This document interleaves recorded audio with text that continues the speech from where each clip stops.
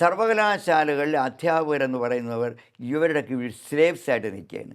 ആ സ്ലേവ്സിന് ഇവരെടുക്കുന്ന തീരുമാനങ്ങൾ ബാധകമാകുന്നവരെ വൈസ് ചാൻസലർമാരും അതിൻ്റെ ഇംഗിതത്തിൽ നിൽക്കുമ്പോൾ സർവകലാശാല പൂർണ്ണമായും ഈ CPMൻ്റെ കൈപ്പിടിയിൽ ഒതുങ്ങി.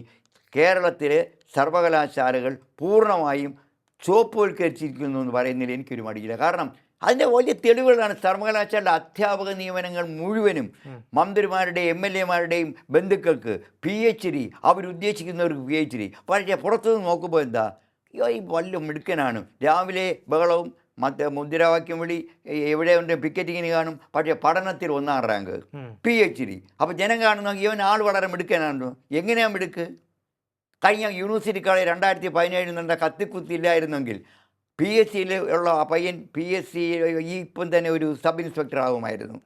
അയാളുടെ വീട്ടിൽ ചെന്ന് നോക്കിയപ്പോൾ യൂണിവേഴ്സിറ്റിയുടെ ആൻസർ പേപ്പർ മുഴുവൻ അവിടെ ഇരിക്കുക. ആൻസർ പേപ്പർ എഴുതുന്നു, അതിനെ കൊണ്ടുവന്ന് കൊടുക്കുന്നു, പ്രിൻസിപ്പൽ അതിനെ സർവകലാശാലയ്ക്ക് അയക്കുന്നു, അവൻ ഫസ്റ്റ് ക്ലാസ്സിൽ പാസ്സാകുന്നു, MA പാസ്സാകുന്നു, PhD എടുക്കുന്നു, കുറച്ച് ദിവസം ഡോക്ടറായിട്ട് അറിയുന്നു. നമ്മുടെ ഡോക്ടർമാരുടെ കഥ അറിയാലോ, വാഴക്കുല ഡോക്ടർമാർ. അപ്പോൾ ഈ നിലയിലേക്ക് സർവകലാശാല എത്തുമ്പോൾ മറുഭാഗത്ത് ഇതിനെക്കുറിച്ച് പ്രതിരോധിക്കാൻ ആളില്ല, പ്രതിരോധിക്കാൻ ഭയമാണ്. അങ്ങനെയാണ് സേവ് യൂണിവേഴ്സിറ്റി ക്യാമ്പയിൻ കമ്മിറ്റി എന്ന് പറയുന്ന ഒരു പ്രസ്ഥാനം കേരളത്തിൽ നിലവിൽ വന്നത്. ഞാൻ തന്നെയാണ് അതിൻ്റെ ചെയർമാൻ. ഇന്ന് കേരളത്തിൽ ഒരു നല്ല നെറ്റ്വർക്ക്, കേരളത്തിൽ മാത്രമല്ല ഇന്ത്യ മൊത്തത്തിലുള്ള നെറ്റ്വർക്കാണ് അതിനകത്തുള്ളത്. കാരണം നമുക്ക് ഒത്തിരി വിവരങ്ങൾ ഇതിനകത്ത് സത്യസന്ധമായിട്ട് എന്ത് നടക്കുന്നു തരുന്നതിൽ വലിയൊരു ഭാഗം ഇടതുപക്ഷ അധ്യാപകരാണ്. കാരണം അവരും പൊറുതിമുട്ടിയിട്ടായിരിക്കാം. പക്ഷേ അവർ പറയുന്നുണ്ട് ഈ ഞങ്ങൾ തന്നു എന്നുള്ള ഐഡൻറ്റിറ്റി മാത്രം പറയരുത്, പക്ഷേ നമുക്ക് ഡോക്യുമെൻറ്റ്സ് കിട്ടിയാൽ മതിയല്ലോ.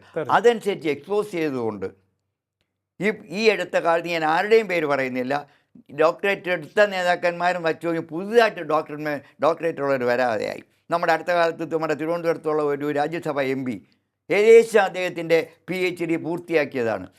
വാഴക്കുല PhD പുറത്തു വന്നതോടുകൂടി തന്നെ അദ്ദേഹം എന്തായാലും PhD എടുക്കുന്നില്ല. ഒന്നുമില്ലെങ്കിൽ ഒരു ഡോക്ടറെങ്കിലും അതിൻ്റെ പേരിൽ കുറയ്ക്കാൻ നമുക്ക് കഴിഞ്ഞു എന്നുള്ളതാണ്. സ്വയമേ പിന്മാറിയതാണ്. അപ്പോൾ ഇതിനെല്ലാം നിയന്ത്രിക്കുന്നത് സിൻഡിക്കേറ്റാണ്.